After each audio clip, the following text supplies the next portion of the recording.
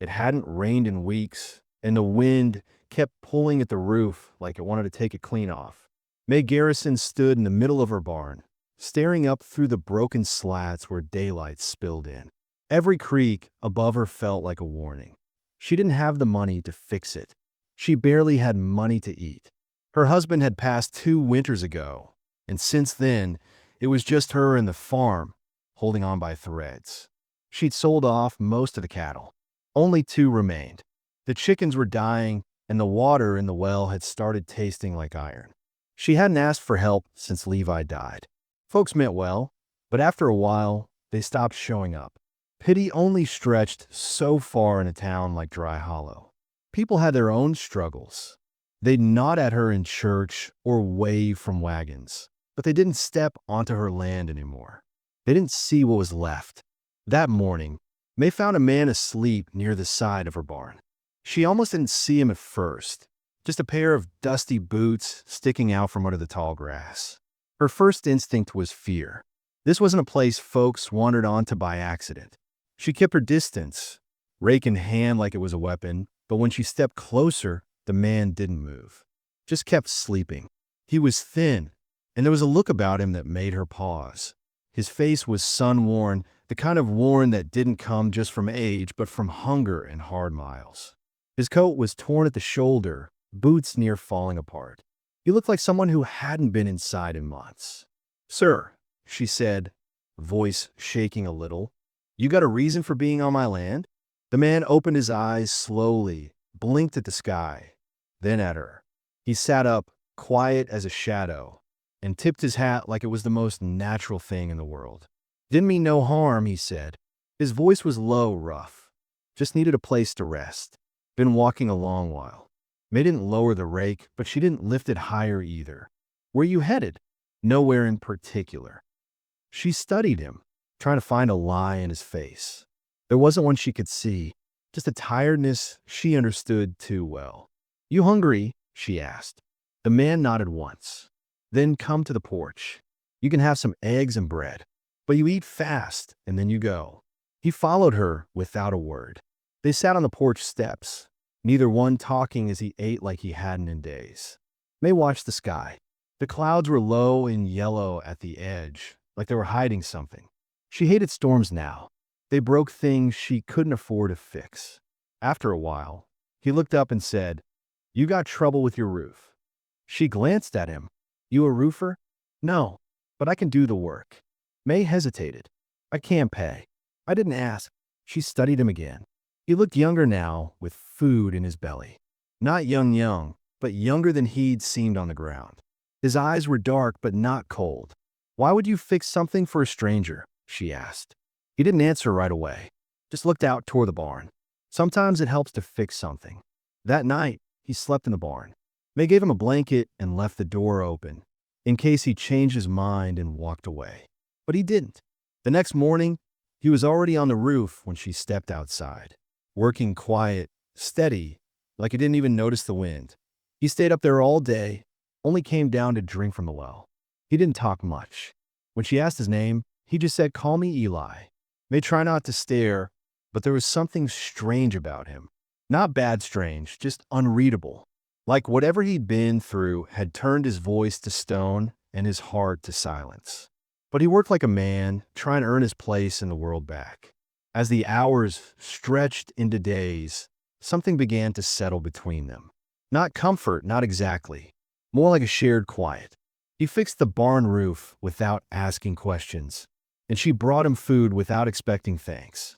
But every time she looked at him, she wondered what kind of man didn't ask for money, didn't talk about where he came from, and never stepped inside a house unless invited twice. And yet, when her hands shook from trying to lift a sack of grain, he was there in an instant, lifting it with ease, setting it down without a word. When she sat on the porch one evening, crying where no one could see, he didn't say anything, just stood at a distance until she wiped her eyes, then nodded like he understood. It had been a long time since someone saw her, and didn't try to fix her pain with words. One afternoon, a wagon rolled up from the South Road. May tensed the moment she saw the man driving it. His name was Samuel Drake, a neighbor from 10 miles off. The kind of neighbor who never helped but always showed up to see what he could take.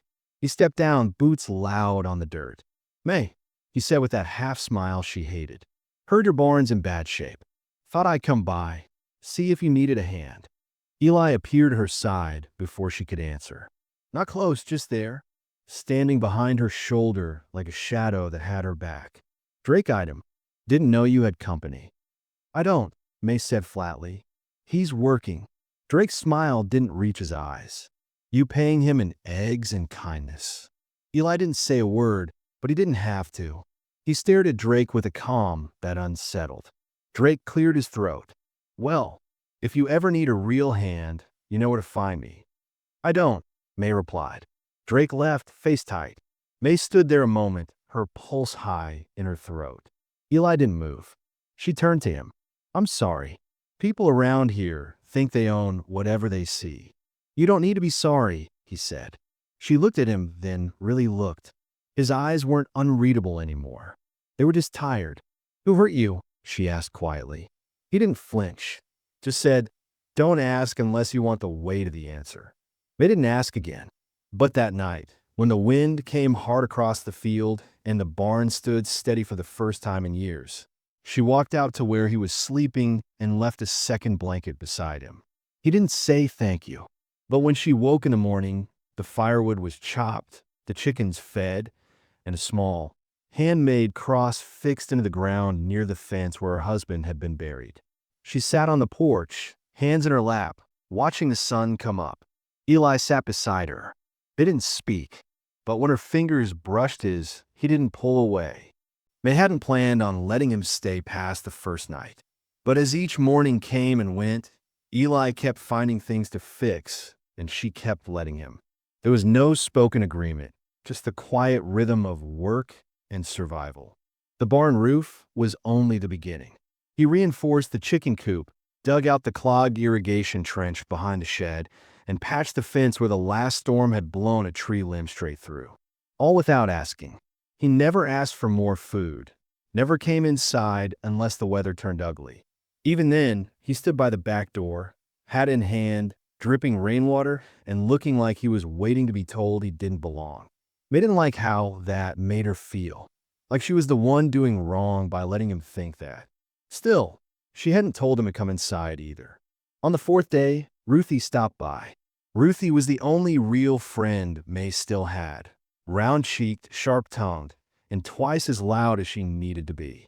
She pulled up in her rickety cart, 2 goats bleeding in the back, and her straw hat crooked from the wind. "May Garrison," Ruthie called before she even hit the porch. "Are you alive, or just turning into part of this land like the rest of your stubborn family?" May smiled in spite of herself. "Alive. Mostly." Ruthie stomped up the steps, looked her over like she was inspecting livestock. "You look thinner. You eating anything that didn't come out of a cracked shell or a can?"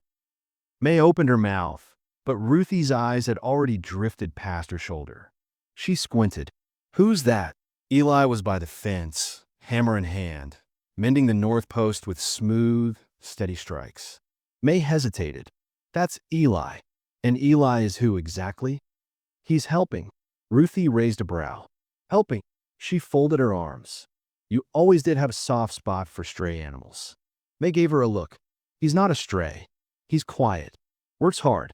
That's all." Ruthie didn't say anything for a moment. Then, lowering her voice, she said, "You don't know who he is. Could be running from something. Could be dangerous." May didn't look away from Eli. Or maybe he's just tired of whatever chased him. Ruthie sighed. "Lord, May, you always see ghosts where others see thieves. He hasn't asked me for anything. Not once." Ruthie dropped her voice further. "Sometimes it's the ones who don't ask that take the most when they leave." May didn't answer. She just watched Eli work. That night, she found herself thinking about Ruthie's words. She didn't want to, but they clung. It was true. She didn't know where Eli came from. She didn't know what he'd done before ending up on her land, half dead and half starved.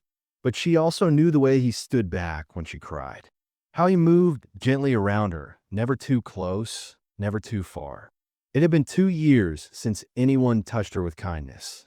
2 years since a man had looked at her and seen something other than a broken widow or a woman barely holding together a dying farm. The next day, the sheriff came by. May saw the dust trail before the horse appeared, her chest tightening as it always did when the law came around. Sheriff Boyd was a decent man, but he carried the air of someone used to being lied to. He tipped his hat as he pulled up. "Morning, May." She met him by the porch steps. "Something wrong?" "Just making rounds. Heard you had a visitor." She didn't flinch. "He's helping with repairs." "Did he give you a last name?" May shook her head. "Just Eli." Boyd glanced toward the barn, where Eli was working with his back turned. "There's been word from over in Jasper County. A robbery gone bad. Man shot, store burned down. Folks say a drifter was seen heading west. Matches that one's look." May folded her arms. "You think he's a killer?" "I think I've seen enough to know trouble wears quiet faces sometimes." She didn't answer right away. "What happens if I say he's done nothing wrong?" Boyd's eyes were hard, but not unkind. "Then I let it be. For now. But if anything happens, I'll come back with questions. And I won't be the only one." May nodded slowly. "Understand." The sheriff turned his horse. "Watch your back, May." She watched him ride off, then turned toward the barn. Eli had stopped working. He was leaning against the wall, eyes on her. "You heard all that?" she asked. He nodded. "Is it true?" Eli didn't answer for a long time. Then he said, "I didn't kill anyone, but I was there." May's throat tightened. "What happened?" He looked away. "There was a man. Thought we could make quick money. I was broke, hungry. Got talked into something stupid. It went bad. I ran." May's hands trembled slightly. "Why come here?" He finally looked at her. "Because I needed somewhere quiet. Somewhere that didn't look at me like I was already gone." She didn't know what to say. Every part of her screamed to be careful. But there was something in his voice, something worn thin, honest. "Ruthie thinks I'm crazy for letting you stay. She's probably right." May gave a quiet laugh. "But I don't want you to leave. Not yet." That night, they didn't say much. Just sat on the porch again, watching the wind roll through the grass. But for the first time, when their hands touched, he turned his palm upward and held hers in return.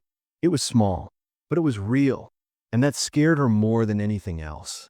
The days slipped by slowly, as they do in places where time is measured more by light and weather than by clocks. The farm held its breath through the last weeks of late summer. The roof didn't leak anymore. The fields, though still mostly dry, had begun to green in patches where Eli had dug deeper trenches for runoff. In May, she found herself waking each morning with something she hadn't felt in years. The sense that someone else was out there working, moving, breathing alongside her. She didn't speak much of it to Ruthie or to anyone else. Ruthie had returned twice since their last talk, both times with baskets of eggs or jars of preserved peaches, and each time she eyed Eli from a distance. But she didn't push again. She seemed to sense something had shifted. May and Eli fell into a rhythm. He worked during the day, usually with his hands deep in something she hadn't noticed needed fixing. She baked more, not because he asked, but because she wanted to. Sometimes she caught herself cooking too much, then setting out the extra plate without thinking. She told herself it was just kindness, just habit. One evening, she stood on the porch, wiping her hands on a cloth, when Eli came up from the barn, hair damp from washing, a bar of soap still in his pocket. The sky was bruised with purple and red, the kind of sunset that looked like it had something to say. "You do that fence line all by yourself?" she asked, nodding toward the pasture. He shrugged. It was falling apart. Didn't want the cattle getting loose. She smiled. "You keep going like this, and I'll be out of things for you to fix." Eli didn't smile back, but his voice was softer than usual. "There's always something that needs mending. Somewhere." She sat on the top step and tilted her face toward the sky. "You ever stay in one place long?" Later that night, the power went out, a weak connection that had never been reliable to begin with. It went dark fast, the kind of darkness that pressed against the windows and made the walls feel thin. May fumbled with the lantern, but her hands weren't steady. She didn't like the dark. Not anymore. It reminded her of the nights she spent alone after Levi's death. Cold nights, haunted by sounds that weren't really there. Eli appeared in the doorway, holding a lit lantern of his own, flame steady. "I've got it," he said simply, taking the one from her hands and lighting it without a word. "Thank you," she murmured. He didn't leave right away. He set the lantern on the table and stepped back, looking around like he was seeing her house for the first time. It wasn't much, small, with creaky floors and mismatched curtains, but it was clean and full of quiet memories. "I used to hate this house," she said suddenly, surprising even herself. When Levi died, every board in the floor creaked like it was complaining he wasn't here to fix it. Eli didn't speak, but he listened. He always listened. But now, with you working on the place, it doesn't creak so much. It feels alive again. That was the first time she saw something flicker across his face. Not joy exactly, but something like it, something close to relief. "I'm not used to someone noticing what I do," he said finally. May looked at him, lantern light catching the hollows of his face. "Well, I do." They stood in silence, two people who hadn't asked for the weight they carried, but still bore it. May's breath caught a little, her voice tight as she said, "I'm not afraid of you." Eli met her eyes. "Maybe you should be." "I'm not." He held her gaze for a long time. Then, without a word, he stepped forward and gently reached for her hand. Not urgent, not demanding, just a quiet question in a world that rarely offered answers. And May, she let her fingers fold into his. That night, she dreamed of nothing. No ghosts, no storms, no shattered glass. Just quiet. In the days that followed, something between them softened. He didn't stay in the barn as much. In the evenings, he'd sit at the table, still silent most of the time, but there. And she found herself cooking with care, peeling potatoes slowly, baking bread from scratch, not rushing like before. He helped her with the animals, mended the well pump when it jammed, even fixed a broken music box that had belonged to her mother. One afternoon, she found him sitting beneath the cottonwood near the fence line, whittling. His hands worked with a calm focus, shaping a piece of wood into something that began to resemble a small bird. "You carve?" she asked, surprised. He shrugged. "Used to, before things got bad." She sat beside him. The grass tickled her arms, and the wind was warm. "What kind of things?" He didn't answer, but she didn't press. She didn't need to know all of it to know the kind of man he was now. Instead, she said, "My father carved too. Made me a horse once, when I was 10. It had one leg shorter than the others, so it always fell over." Eli smiled just a little. "Still have it. Somewhere. Buried in a box. Probably." They didn't talk more that day, but she watched as he whittled the bird smooth and placed it gently on the porch rail before heading back to the barn. Later that night, when the sky darkened and the crickets sang, she found the wooden bird resting where he'd left it. She held it in her palm, running her thumb along its wings. It was imperfect, but it was made with care. May started keeping it beside her bed. As harvest crept closer, the air grew cooler. She and Eli prepared the fields, such as they were, raking through tired soil and hoping for a late bloom. It wasn't much of a harvest, beans, a few pumpkins, and potatoes, but it was enough to get through a little longer. Enough to hope. They laughed once, while trying to catch a runaway chicken. It was the first time she'd heard Eli laugh. A rough, surprised sound, like he'd forgotten how. She laughed too, harder than she had in years, until they both sat in the dirt, breathless, the chicken strutting away like it had won some prize. That night, they stood on the porch again. Stars spilled across the sky like someone had thrown salt over black velvet. She leaned against the rail, and Eli leaned beside her. "You ever think about leaving?" she asked softly. "All the time," he said. "But you're still here." He looked at her. "So are you." May thought of all the times she almost left the farm, when the grief was too much and the weight too heavy. But something had always held her, memory, stubbornness, maybe just the quiet promise that life still had more to offer.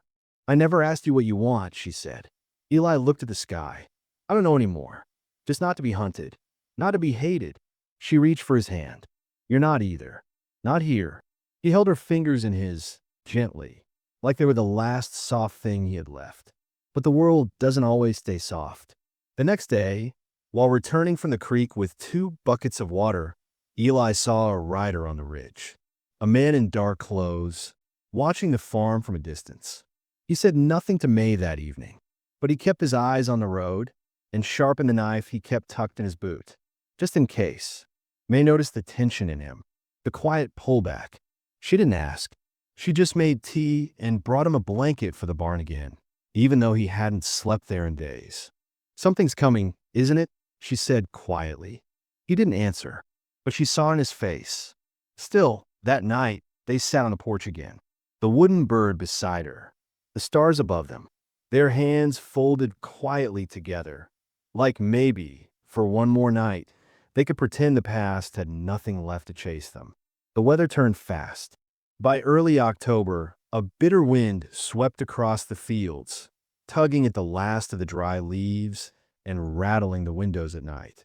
May lit the stove earlier each morning, and the sun dipped below the hills quicker than before.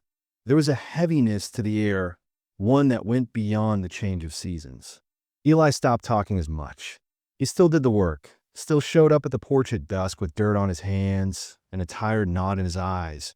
But something had shifted. May felt it. He looked over his shoulder more, stayed awake longer, his body tight with worry, even when he tried to hide it. She didn't ask right away, didn't want to push. But by the 5th day of silence, she found him outside, sitting near the firewood stack, hands clenched like he was holding something that hurt. You saw someone, didn't you? She asked softly. He didn't move. A man on the ridge. He nodded once. May sat beside him, wrapping her shawl tighter. Someone from before? His voice was low. One of the men from Jasper. He recognized me. I saw it in his eyes. Her throat tightened.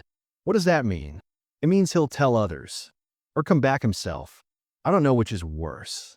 May's fingers brushed against his, hesitant at first. You think he'll come here? I don't know, Eli said again. But if he does, he won't be coming to talk. The silence between them was thick.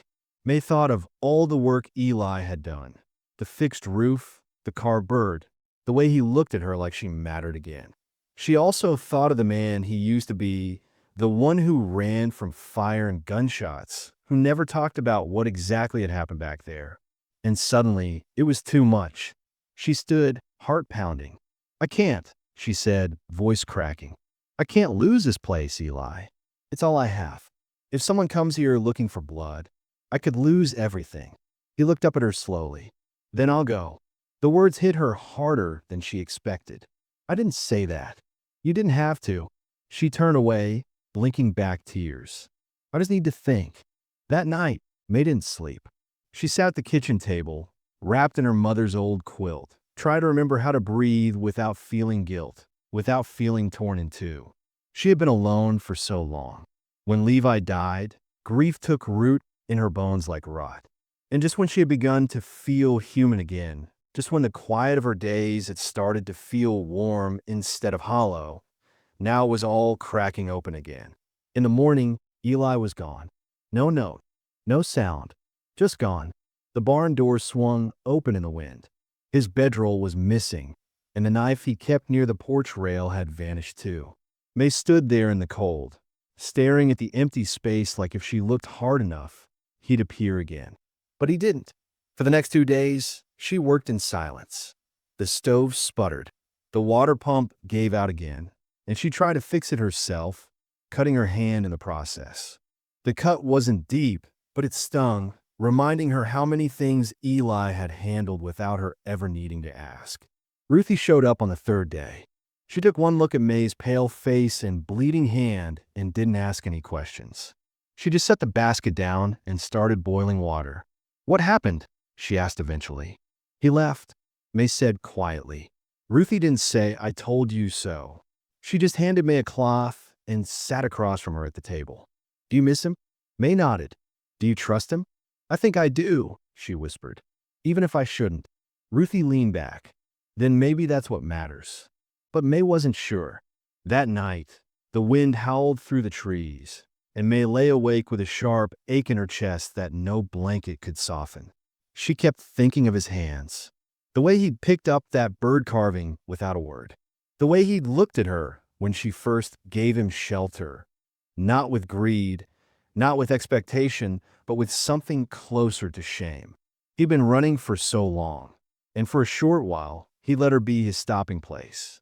She wasn't sure if she was more angry he left or more scared of what would happen now that he had. For days passed before the man showed up. He came at dusk, riding a horse with a limp and a rifle slung across his back. His face was hard and narrow, jaw crooked from an old break, one eye squinting in the light. May watched him from the porch as he dismounted and tipped his hat like he was paying her a visit. "Evening, ma'am." She said nothing. "I'm looking for someone. Goes by Eli. Passed through Jasper County a while back. Left in a hurry after things got messy." May's heart thudded so hard she could feel it in her fingertips. "I haven't seen anyone by that name." The man smiled, slow and cold. "Funny. Word is he's been working on a farm out this way. Fixing roofs, carving birds. Ring any bells?" May stepped forward. "I said I haven't seen him." His eyes narrowed. "If he shows up, you let him know Cole's still looking. And I don't let debts go unpaid." He turned and walked back to his horse, slow like he didn't think she'd dare shoot him. He was right. She didn't have it in her. Not yet. May waited until the sound of hooves disappeared down the road. Then she locked every door, drew every curtain, and sat in the dark holding the small wooden bird in her hands. She realized then that what scared her most wasn't Cole. It wasn't even the threat of violence. It was how much she'd come to need Eli. How easily he'd carve himself in her life, her routine, her heart. And how impossible it now felt to go back to the silence. The next morning, she found a mark carved into the side of the porch railing. A small X, fresh and shallow, the kind men leave when they mean to come back. She stared at it for a long time, breath caught in her throat. Then she walked back inside, poured herself a cup of coffee with shaking hands, and waited. Because she wasn't ready to forgive him. But she also wasn't ready to lose him for good. The rain came down in sheets the night Eli returned, hammering the tin roof like a warning. May had just settled into bed when she heard the knock. One soft rap, then another, like he didn't want to spook her. She froze, blanket clutched to her chest, heart racing with the kind of dread that didn't know whether to hope or fear. She lit the lamp and opened the door slowly, her eyes meeting his through the veil of water. Eli stood there soaked, face pale, jaw tight. His hat hung low, but even through the shadow, she could see the storm he carried. He didn't speak. He didn't have to. She stepped back. "You came back." "I shouldn't have," he said, voice rough. "But I couldn't stay gone." May didn't move from the doorway. "You think just showing up fixes what you broke?" He looked down. "No, I came to tell you the truth. All of it." A silence stretched between them. Then she stepped aside. "Then come in. Tell it." He entered slowly, dripping onto the floorboards like he didn't belong. The lamp cast golden light against the walls, warming a room that suddenly felt too small for everything about to be said. Eli stood near the fireplace and pulled the damp hat from his head. He didn't sit.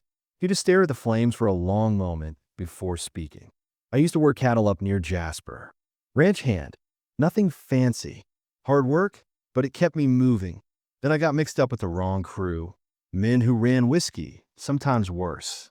I kept my head down, just fixed saddles and watched the stock. But one night, a job went bad. There was a fire. A man died." May's stomach tightened. She didn't move. "I didn't kill him," Eli said quietly.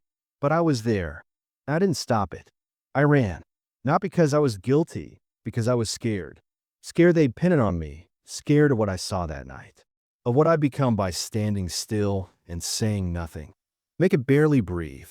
She hadn't realized how tightly she'd been holding herself together until now. "And the man who came here?" she asked. "Cole," Eli said, voice bitter. "He was part of that crew. He took the hunting men down after things went south. Said I owed him. Truth is, he just likes chasing people who don't hit back.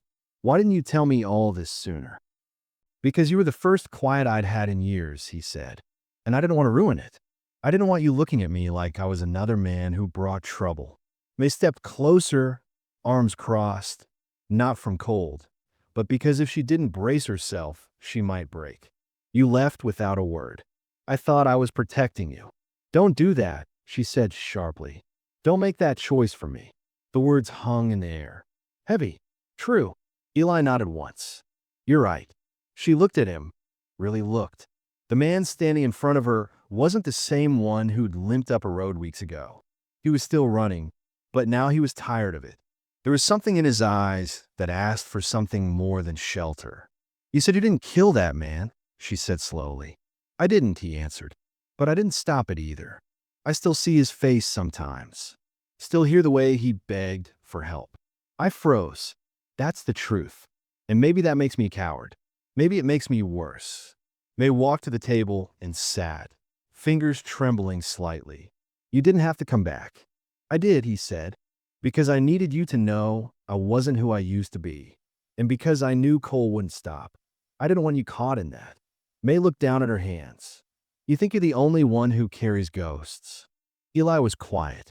I stayed on this farm after Levi died. I should have left. Should have sold it, moved closer to town.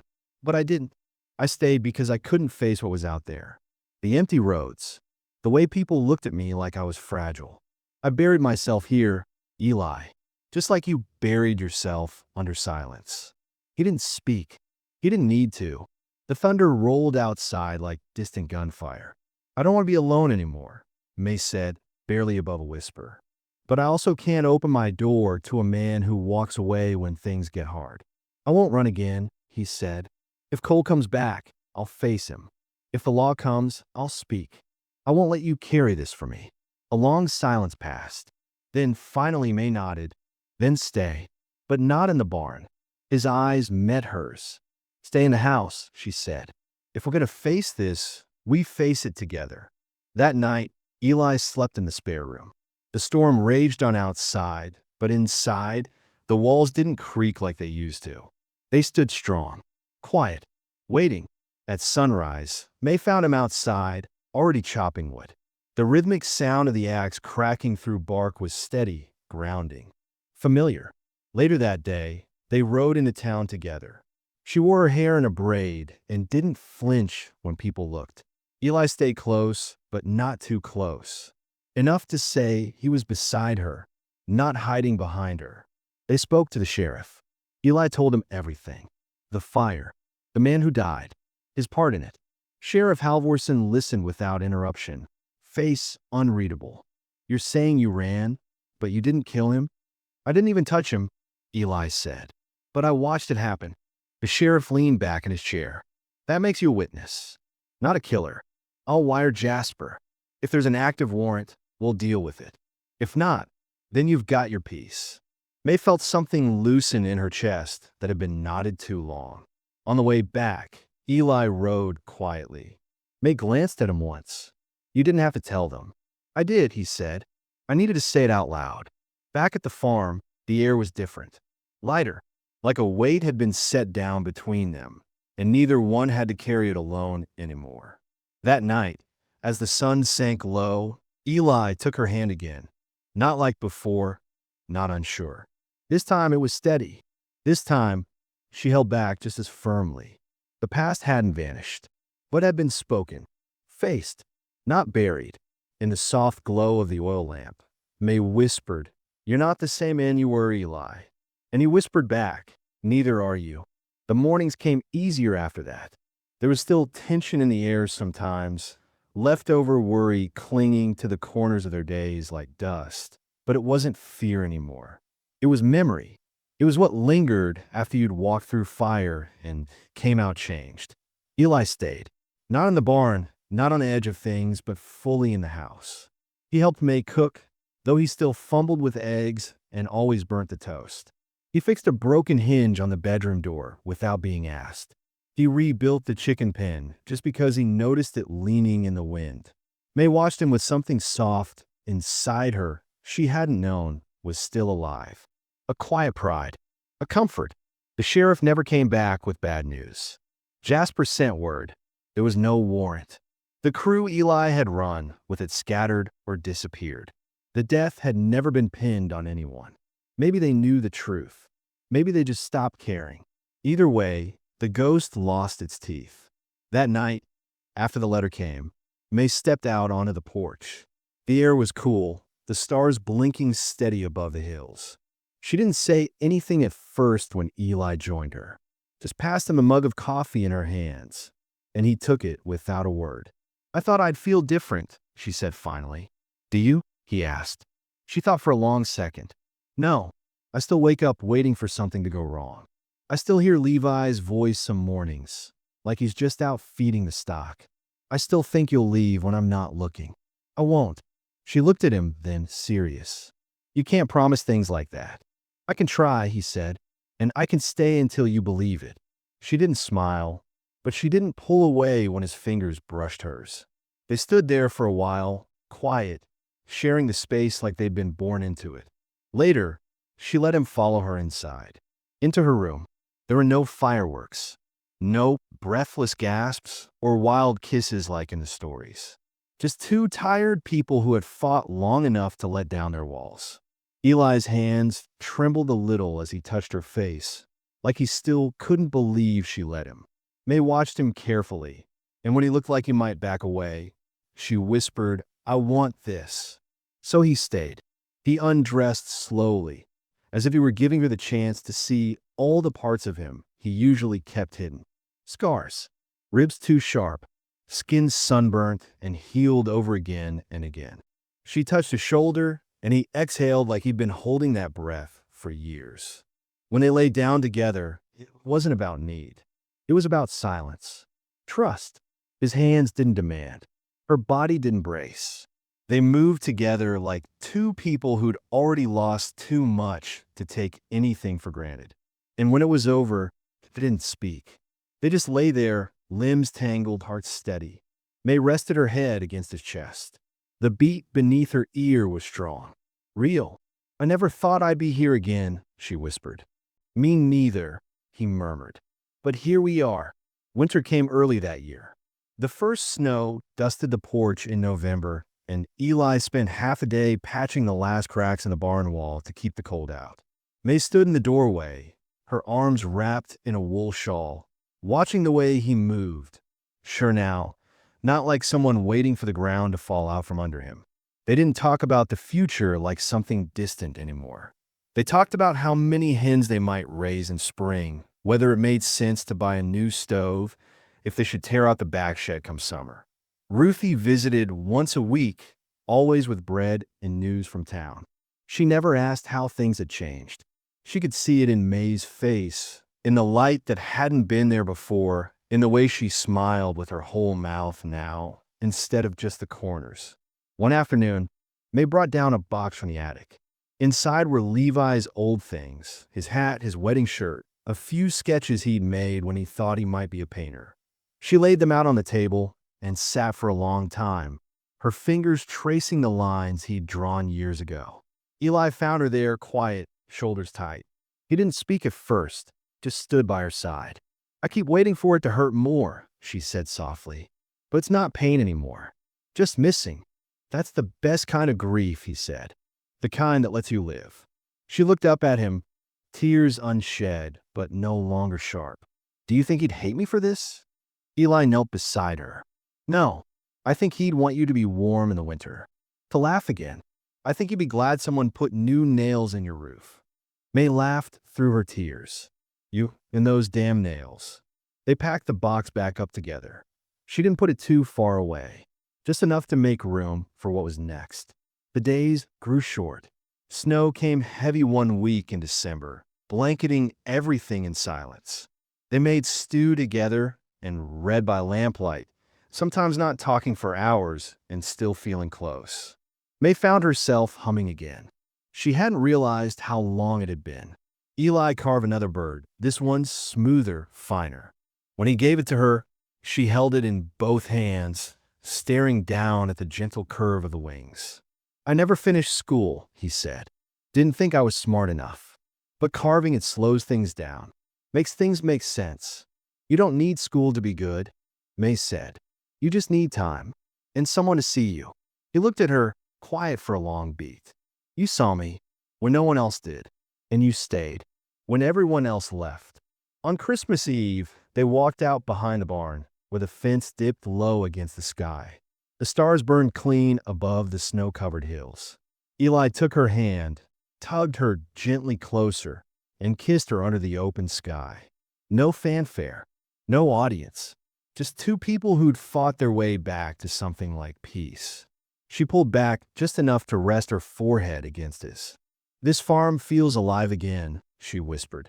So do I, he said.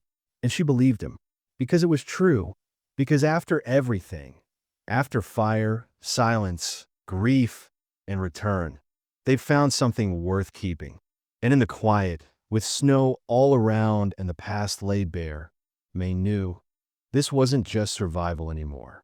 It was the start of something whole, something theirs.